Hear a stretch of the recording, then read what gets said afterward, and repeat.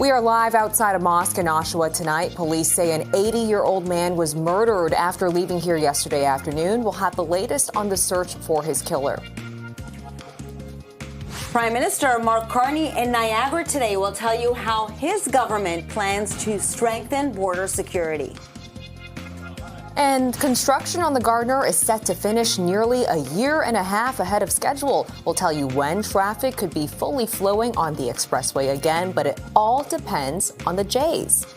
And speaking of the Blue Jays, we are live in Seattle, where the team will try to take the lead in the American League Championship Series when they take on the Mariners in Game 5 in an hour from now. You're watching Live at 5.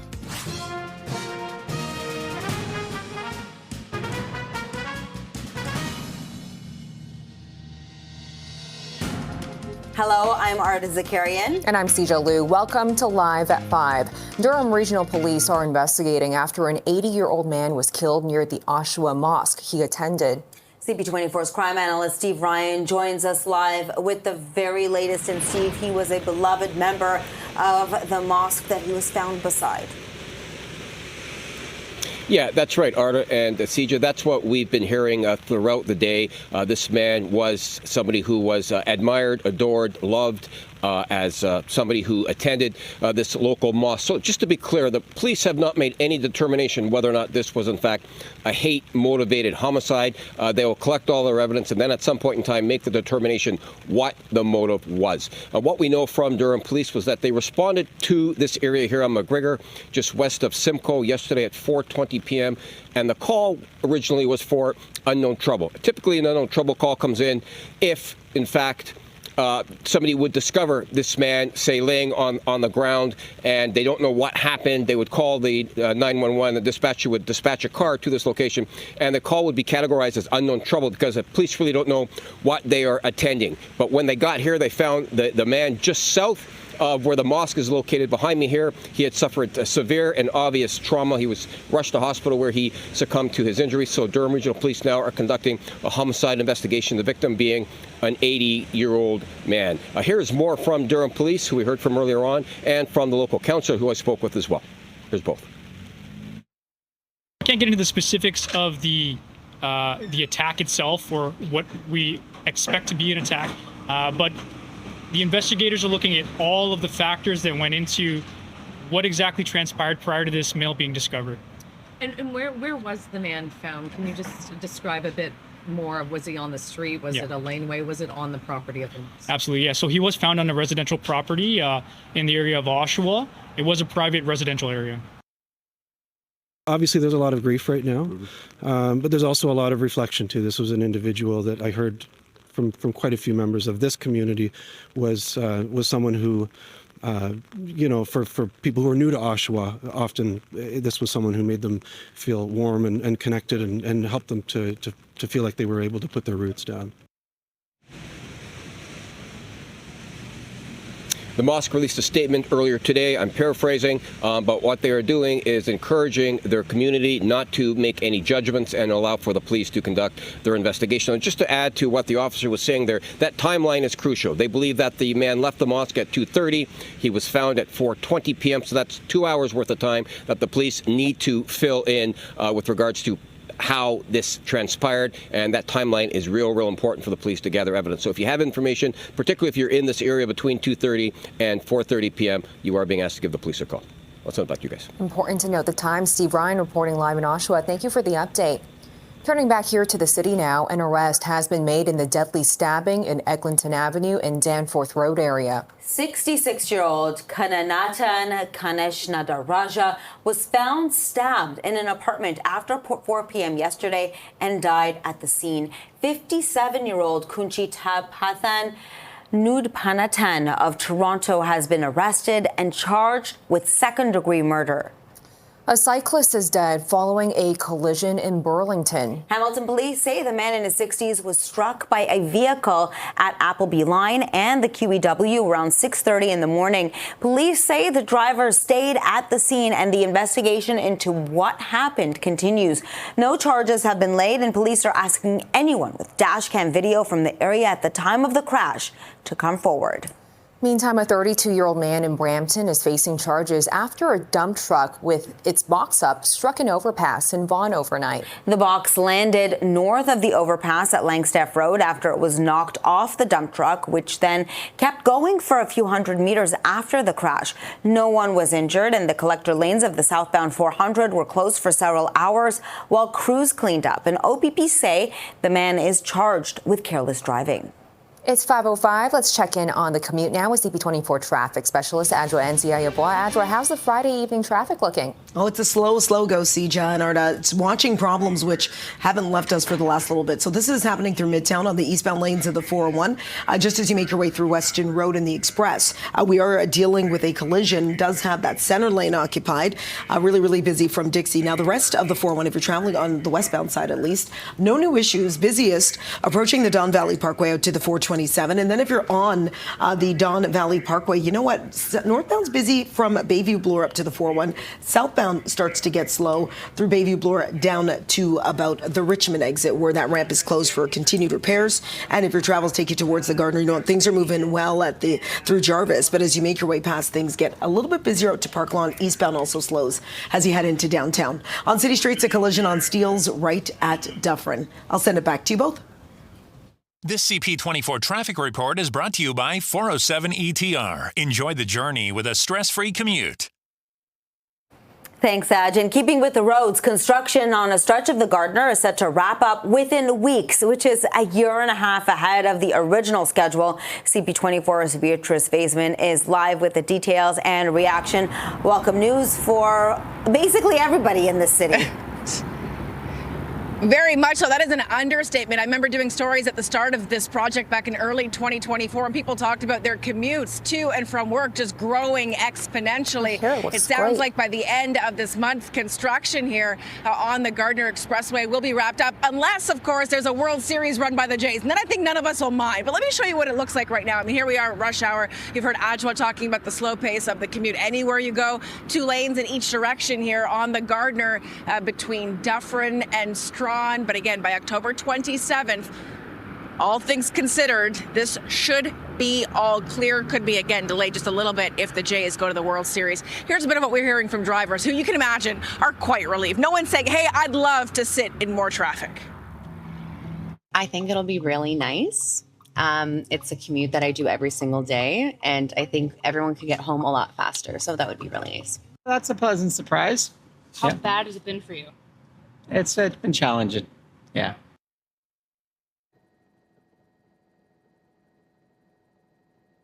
Back in early 2024. At the time, the city said construction would take some 3 years, going on till 2027, with a pause for World Cup action when it arrives here in the city next summer. I think the time when the province and the city said, or the city at the time, the province wasn't involved, said 3 years. I think all of our kind of eyeballs popped, and then the province kicked in some extra funding, about $73 million worth, to start construction going 24/7. So overnights and weekends, and clearly that investment paid off. Here's what we're hearing from Transportation Minister Pravneet Sarkaria. If you look at it, getting people to and from where they need to go has been a core responsibility and a core priority for Premier Ford and our government, whether it's this specific project on the Gardiner, understanding and appreciating that Toronto is the heart of the economic beat, not only for Ontario, but probably for all of Canada and especially in North America as well. Getting people in and out of that city is so important. And so productivity being such an important part of that, getting people in and out of the city quicker, investing money to get this project done quicker and faster is definitely going to pay off.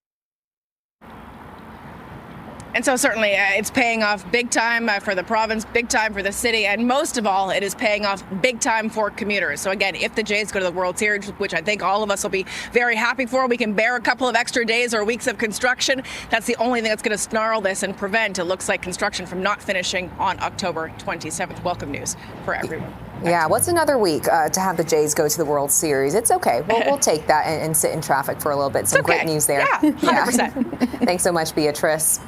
Well, fortunately, there were no serious injuries reported after a shelving unit collapsed inside a grocery store near Don Mills in Eglinton today. This is what it looked like afterwards, with the shelves leaning and products strewn across the floor. Paramedics say they took 2 people to hospital with minor injuries. The cause of the collapse is unclear at this time.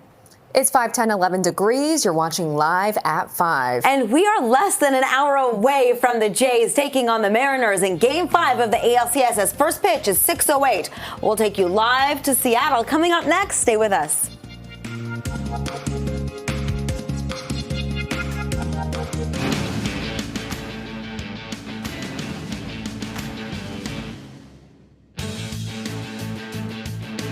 Well, let the excitement continue. The Blue Jays are just an hour away from Game 5 of their playoff series with the Seattle Mariners after squaring the ALCS with a win last night. Let's go live to CP24's Melissa Duggan, who is in Seattle as the Jays look to take the series lead tonight. And Melissa, I bet the Jays fans are really loud in Seattle right now.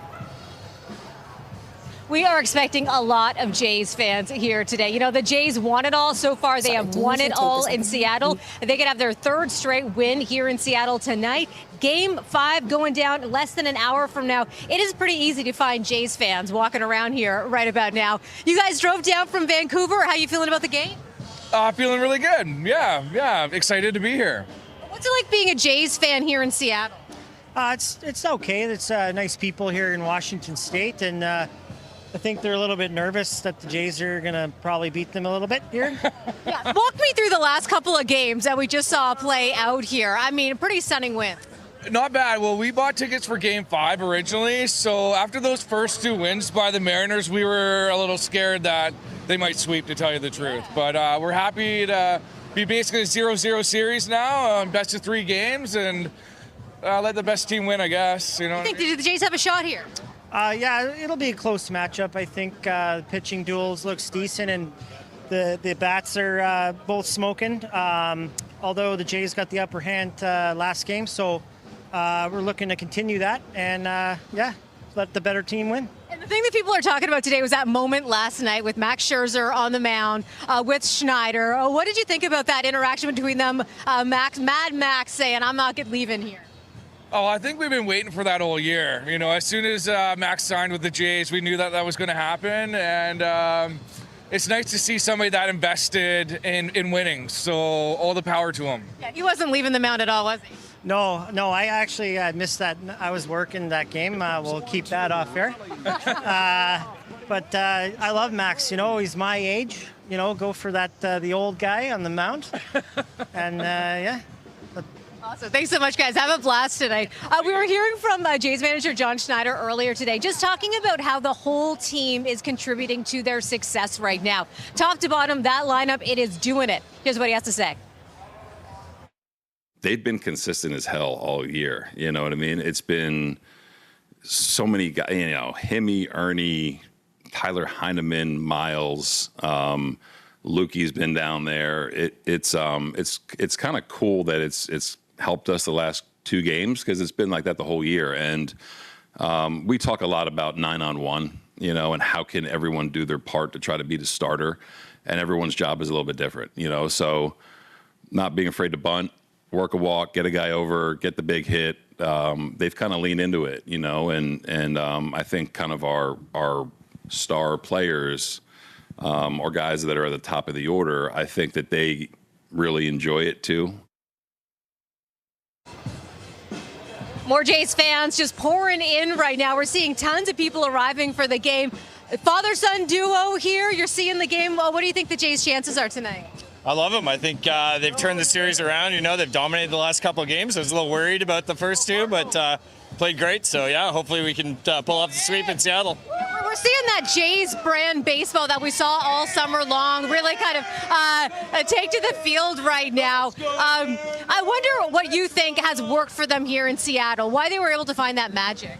I think every time we come here, we kind of dominate the Mariners. We all got a ton of fans that come down here and watch the games. And, I think playing at home's tough. There's a lot of pressure when they get in front of the home fans and a lot of expectations. So I think they get a little looser on the road. You brought your son here. I wonder if you've told him about the Jays in the olden days, in the 1900s and 90s, when they won those World Series 2 rounds in a row. If you share that with him, and you might be sharing it, who knows, in a little while from now. Yeah, I've told him how I used to go to the Sky Dome when I was kind of his age, maybe a little bit older, and it was like $4 to go in general admission upper bowl, and so this is his first major league game, and so he's pretty excited. Yeah.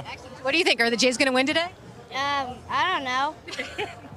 Oh, Bob, you know what? I appreciate the honest answer. You want them to win. Thanks so much for that. Have a blast, you too. Again, we're seeing more fans just pour in here. Less than an hour to go until Game 5 kicks off. And then once this game is all done, these Jays packing up, heading back to Toronto. Game 6 going down on Sunday. Back to you.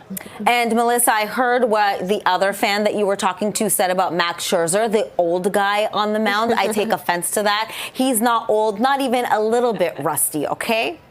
Prime time. Yes, he's in his prime. That's right. Just getting started. And so thank you so much. We'll check in back with you in just a little bit in Seattle. Now, Kelly Jackson, who is the Vice President of Development at Destination Toronto, says the Blue Jays playoff run is already giving a boost to local businesses. Well, sports tourism is a huge economic impact on the city, and Toronto is so well positioned for that because we are such a sports center when it comes to both professional men and women's sports. And when we look at the Jays, when they have a playoff run like this, it energizes residents and visitors alike. And we're expecting, because they're Canada's MLB team, that we are going to see fans coming from coast to coast to coast to Toronto to be part of the action, whether it's at a watch party, whether it's at the game. And we've already seen some great lift over the playoffs so far. It's 5:18, 11 degrees. This is Live at 5. The Mark Carney government has unveiled its plans to strengthen security at the border. We'll take a look at the measures coming up next. Stay with us.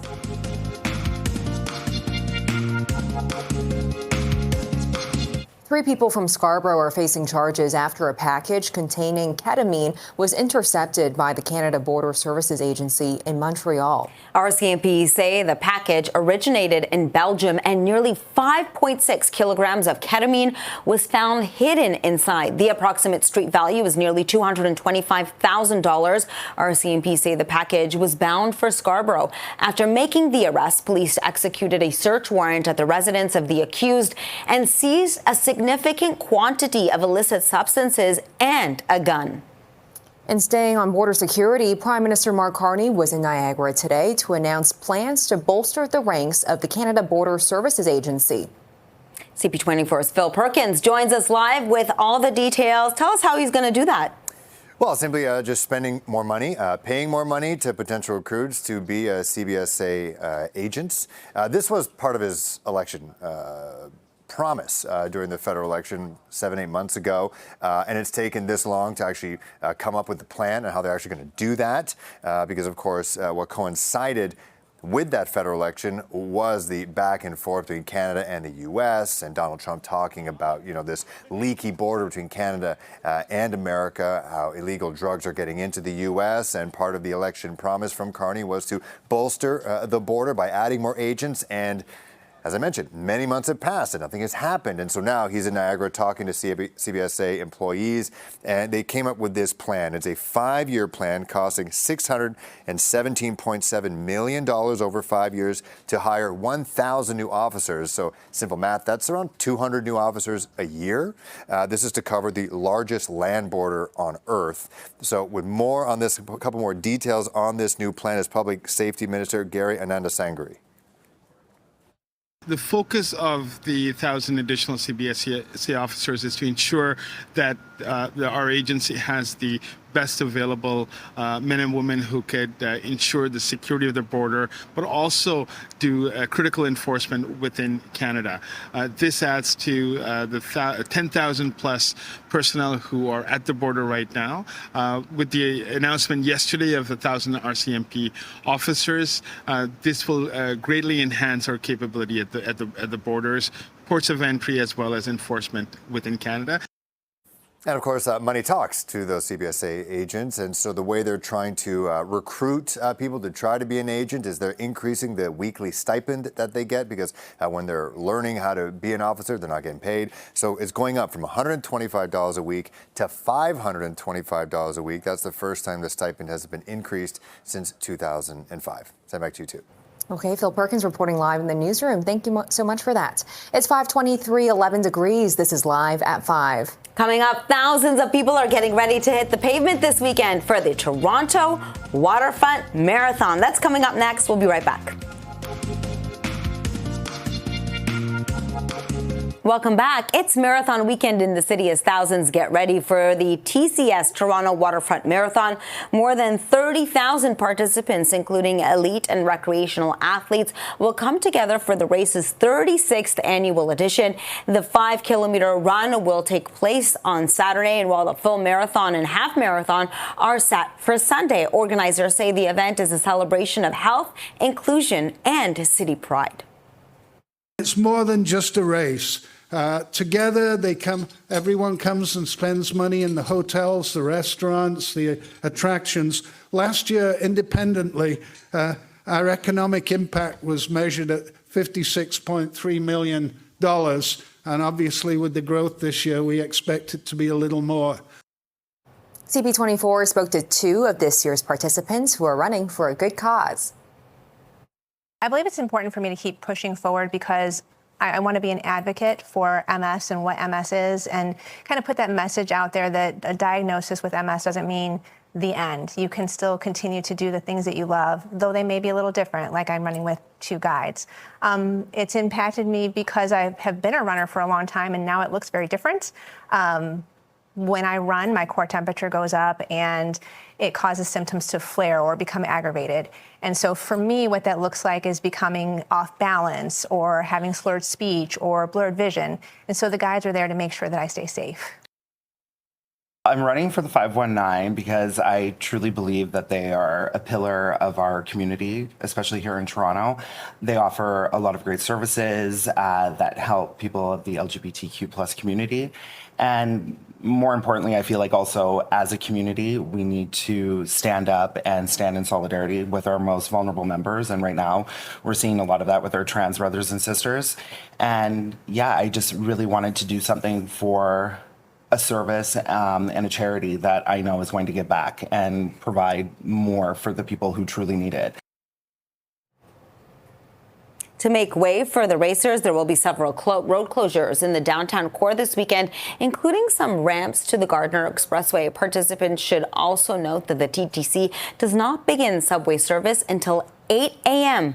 on Sundays. It's 5:28, 11 degrees. This is Live at 5. We are less than an hour away from the Jays taking on the Mariners in Game 5 of the ALCS. We'll take you live to Seattle coming up next. Stay with us.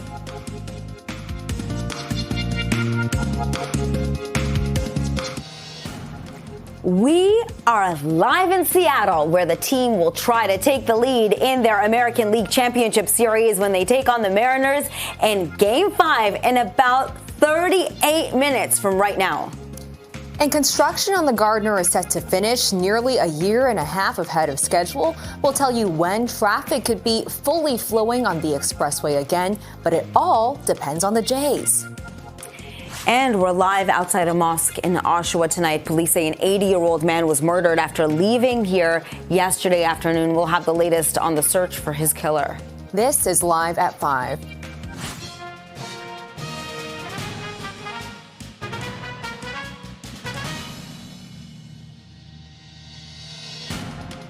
Hello, I'm Sijal Liu. And I'm Arda Zakarian. Welcome to Live at 5.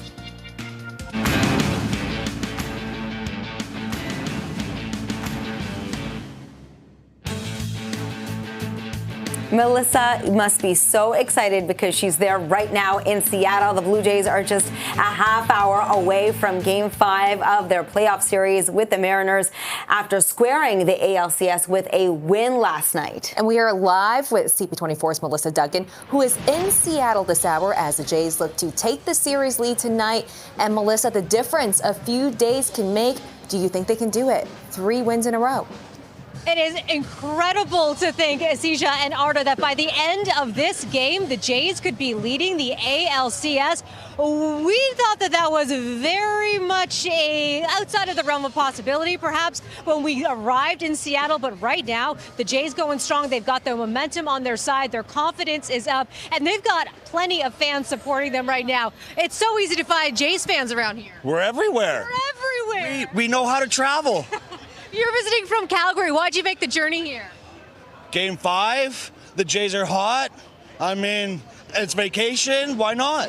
When did you make the decision to come here to watch this game? Funny question. After yesterday's game. Get out. Yes. Okay, so you saw, was it Max Scherzer? You saw his performance, and you're like, okay, let me get a ticket. It was everything. It was the whole performance. We got in the car right after the game, and we ended up here. Well, they got to win for you then. Absolutely. Let's go Jays. Tell me why you're such a big Jays fan. Well, living in Calgary, I'm from Barrie, going to Jays games since I was just a little kid with my family. And I mean, Joe Carter was my hero, so let's go. I love that. Well, listen, have a blast here tonight. I hope the Jays turn it out for you. And another Jays fan, hello, gentlemen. How's it going? Tell me why you decided to come out here today. Beauty season. You know, we didn't even have to play in the wild card. We're not going to miss this. And we got Young Savage coming up. We got Vladdy Guerrero making history out here. We're not going to miss this. Yeah, Vladdy's got those 5 home runs this postseason alone. Tell me what you're thinking about the performance we saw from the Jays these last couple of games. Wow. Oh, there's just no quitting them all season, right? You lose 2 at our home stadium, we come in here. I knew we were going to put up a show. I mean, Vladdy, the hitters, the pitchers, everyone's Scherzer, everyone's putting in a little bit for each other, and go Jays, go. We are hearing some cheers behind us saying go Mariners, a few boos here and there. What's it like being surrounded by Mariners fans? Love it. Love standing out, especially when they can't win here. So hopefully that replays, and we'll be the ones laughing at the end of it, saying the chant at the end instead of the start, right? Thanks so much for that, guys. I appreciate it. Have a blast here tonight. We were hearing from Addison Barger ahead of tonight's game, just talking about how the team feeds off the crowd energy. Here's what he has to say. It's kind of how I expected it. I mean, definitely the crowd's more involved and more energetic, and you feel it on every pitch. And, you know, that adrenaline for us just kind of takes over, even though it's game 1, whatever for us. You know, we're all beat up and tired, but that the fans and their energy they bring every day kind of carries us through the games for sure. Jays fans, can I say hello? How are you? We're live on CP24 in Toronto looking for Jays fans. It's easy to find you. Yeah, it is. You're all over the place. Tell me what your sign says. It's for her. Tell me what it says. I don't know how to actually say. So, Ernie Clement, will you marry me? Oh, a proposal. All right, okay, so how can he get in touch? He can find me on Instagram. Excellent. Tell me why you decided to come out to the game here today. Because I'm a huge diehard Jays fan, and live in Vancouver, so it's a nice, quick drive over. So tell me what it's like being in Vancouver right now, because we're running into so many people from Vancouver right now who just hopped in their cars, made the trip to come here. Sorry, I didn't hear. Tell me about the conversations that's happening in Vancouver right now, where people saying, hey, we got to just hit the road, support those Jays. Oh, yeah, we're Canadian, so easy trip over. Awesome. Have a blast tonight, ladies. Hope Ernie gets back to you on the question. So the game gets underway at 6:08 p.m. Toronto time. Because of that win that those Jays got here last night, it guarantees baseball in Toronto on Sunday. How about that? Game 6 going down. Game 7, if we need it, is going to happen on Monday. The Jays looking to sweep the Mariners here in Seattle tonight. Remember, they have a perfect record so far this season in Seattle. We'll see if they're going to make it a full sweep tonight. Back to you. For the Jays is real, even a proposal there. How sweet is that? Meantime, Kelly Jackson, the Vice President of Development at Destination Toronto, says the Blue Jays playoff run is already giving a boost to local businesses. When we have visitors coming in to be a part of a playoff series, they feel that energy, that vibrancy, and they're not just at a game, right? As you said, they're out, they're talking to locals, they're connecting, they're doing shopping, they're spending time in our restaurants. So they really get a great flavor for what the city looks like and how it feels. And it's just such an exciting time to be here. And so, when we're thinking about that power of the playoffs to attract people in, it's really something that we know the businesses love. Let's check on the commute now with CP24's traffic specialist, Adjoa Nsieh-Yeboah. Adjoa, I know everybody is eager to get home on this Friday night so they can watch the Blue Jays. Whether you're headed to a bar or you're headed home, it's going to take you a while, so hopefully you're almost getting home. But if you're on the 400, not the best place to be. Some brand new problems just coming into the traffic desk, so that's going to hinder your drive. You're trying to make your way home and watch that Jays game. So this issue is happening on the northbound lanes of the 400, just as you make your way through the 407. Left lane blocked with this collision, already creating quite the slowdown. It does extend from about Shepherd. Southbound's even busy onto the ramps that take you onto the 401. I do have a bit of good news. We had some problems. Eastbound at 401 in the express through Weston. It was at the left lane that was blocked with a collision. Everything there just cleared the scene. And if you're using the Gardiner well and maybe heading to a bar in and around the downtown core to catch the Jays game, it is a slow go as you make your way out of and actually head into the downtown core. Painfully slow. On city streets, a collision. An area you want to avoid is the Lakeshore and Reese. I'll send it back to you both. Go Jays, go. Go Jays. Thanks so much, Adjoa. Now, speaking of traffic, this is news I think every driver wants to hear. Construction on a stretch of the Gardiner is set to wrap up within weeks, which is a year and a half ahead of the original schedule. CP24's Beatrice Faisman is live with the details and reaction. Every driver is probably like, finally, this day is here. It's over. Not yet, almost over, but at least there is hope, right? It's kind of like the Blue Jays. At least there is hope right now that we could soon see a full reopening of the Gardiner Expressway, some 18 months ahead of what was actually planned. You won't hear a single person in this city complaining about an earlier reopening. We're watching drivers clearly trying to make their way home in time to watch the Blue Jay game. We're on the Dufferin Street Bridge looking east down towards Bathurst, and this is where you can see just 2 lanes in each direction. It's been that way since the early start of 2024. It has caused traffic headaches, clogged the roads, and it's made an increasingly long commutes for tens of thousands of people who rely on this major artery. Here's some reaction from drivers, all of them, of course, just so happy about it. Sounds great. Yep. I watched them build the other stuff in front of Exhibition Place, and it went up so fast. It's incredible. The traffic so bad, so horrible. Sometimes I spend 45 minutes just in one small space, right? So yeah, it's bad. No matter what time, and I would leave at like 6 in the morning, and it would just be completely busy. So this project started back in early 2024 because of just the degrading condition of the Gardiner Expressway. It had to get done. The timeline, though, caused a lot of drivers to say what? 3 years to finish the stretch of the Gardiner Expressway? Clearly, the province stepped in, kicked in some extra cash, $73 million more. Keep in mind the province took ownership over the Gardiner a couple years ago. And that's when work 24/7 around the clock's begun, overnight, on weekends. And clearly it has paid off and expedited this construction work. The transportation minister here in this province obviously touting the extra cash the province put in, infused, to help make this almost over the finish line, this project. Here's more from Pravneet Sarkaria. Great news for commuters.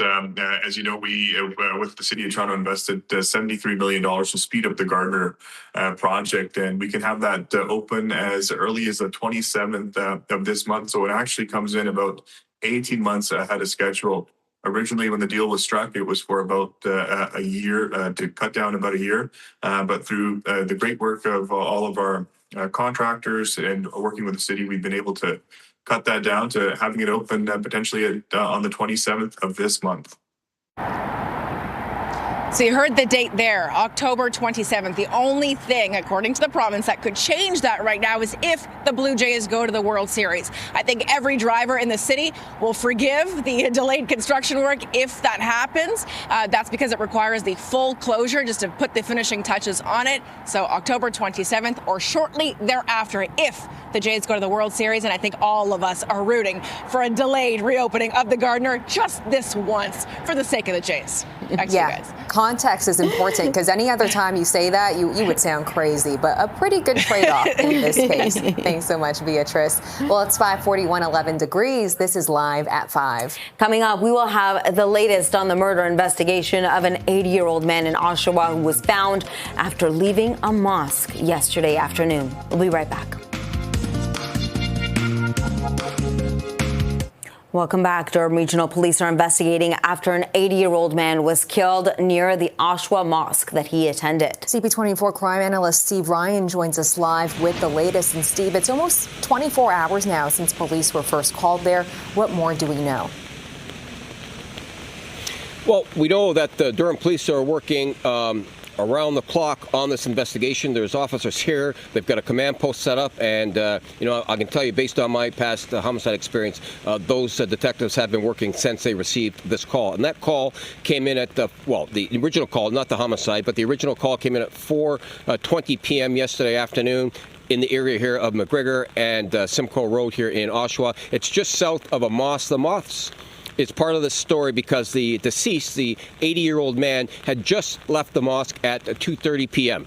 And at 4:20 p.m., he was discovered with trauma to his body just south of the mosque, and police were called at that time. When they arrived on scene, they found the 80-year-old man. He had obvious and massive trauma. He was taken to a hospital where he succumbed to his injuries. So now the homicide squad are looking after this investigation. I know everybody has been asking, is this a hate-motivated homicide? It's too early for the police to make that determination. They have to follow the evidence, and whatever the evidence takes them, that's how they will make their conclusion with regards to what the motive was behind this murder. There is no suspect description as of right now, but I am told that the investigators have very good video surveillance, so they're probably pouring through that as we speak. Now, we did hear from Durham Police earlier on today, and I spoke with the local council as well. And here's more from the two of them. Fortunately, at this time, it's too early to speculate exactly what the motives or the circumstances were that resulted in the homicide. As with all of our major incidents, we do consider all motives. Hate motivation is definitely something that is looked at, but it's just something in the grand scheme of things that we're looking at the moment. Is the hate crime unit involved in the investigation? So all of our units, that's including the hate crime unit, have been consulted, and they will all be involved in the investigation. Really, we're focused on just letting people know that we share that grief, we share that sense of loss. Oshawa is a city of many communities, and this is definitely one of them, a very, very resilient one. The timeline is very important with this investigation. The 2:30 is when police believe that the 80-year-old man left the mosque, and it was at 4:20 that he was discovered just south of the mosque, and that's when the police were called. So that timeline is crucial. If you have information pertaining to yesterday's occurrence, especially between that time of, say, 2:30 and 4:30, you are being asked to give Durham Police a call. Let's send it back to you guys. Thank you so much for this, Steve. It's 5:46 and 11 degrees. This is Live at 5. Prince Andrew has announced he will give up his royal title after his friendship with Jeffrey Epstein made headlines again. We will talk to our royal commentator next. Stay with us. Welcome back. Prince Andrew is giving up his royal title of Duke of York after his friendship with sex offender Jeffrey Epstein returned to the headlines. The king's younger brother said he and the royal family have decided the continued accusations are a distraction from the work of King Charles and the royal family. Excerpts have been published of an upcoming posthumous memoir from Virginia Giuffre, who has alleged that she was trafficked by Epstein and had sex with Andrew when she was just 17 years old. And for more on what this move by the British royal family means, let's bring in CTV royal commentator Afia Hagen. Afia, did this news come as a surprise for you? We know he's been under fire for several years now for these allegations. Yeah, absolutely. We've been talking about Prince Andrew and Jeffrey Epstein in the same breath for almost 20 years. I think really in recent weeks, the rumours have been swirling and really the stories have been gathering pace. Every time there is a data dump of Epstein files, we get another revelation, whether it's Sarah Ferguson sending an email or whether it's Prince Andrew sending an email. And of course, like you mentioned, this memoir by Virginia Giuffre, which is going to be out in the coming days. We had those excerpts in which she said she felt that Prince Andrew felt that he was entitled to sex with her, as well as detailing the 3 encounters that she had with him. You know, all of this stuff really was swirling. It's been swirling around for a long time. And so definitely the king was getting to a point where he felt enough was enough. Prince William absolutely as well, a real driving force behind this decision that Prince Andrew should give up using his royal titles. Now, the titles aren't essentially being taken away from him. You cannot take Prince away from him because that's his birthright, but he won't be using the Duke of York or be a member of the Order of the Garter or any of these things going forward. And I think this is really a proposition that was brought to him by King Charles III and Prince William. We do it this way, or we go through Parliament perhaps, and we go through official channels to strip you of your titles. Now, Prince Andrew doesn't want to go through that. The royal family certainly don't either. So this is how we've got to where we are this evening. So Prince Andrew denies these accusations. Even his latest statement denies the accusations. But why wasn't this done before when the accusations first arose? And that's a really good question. I think actually the royal family thought that this would go away, but the problem has been because of these Epstein files and because of the revelations when it comes to Chinese spies as well. You know, 2 Chinese spies that Prince Andrew has been linked to. And of course, you have this book by Virginia Giuffre as well that I've been mentioned. It's a gift that just keeps on giving, and it just will not go away. And Prince Andrew thought that he could draw a line under it, giving that interview to Emily Maitlis at the BBC.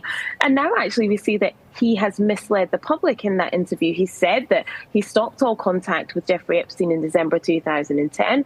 And then we had an email dump that said that he sent an email in February 2011 to Jeffrey Epstein. The problem just won't go away. The lies that Prince Andrew has told won't go away. The allegations that are leveled against him just won't go away. And I think the royal family thought that would, but actually, like I said, it's a terrible gift that just keeps on giving.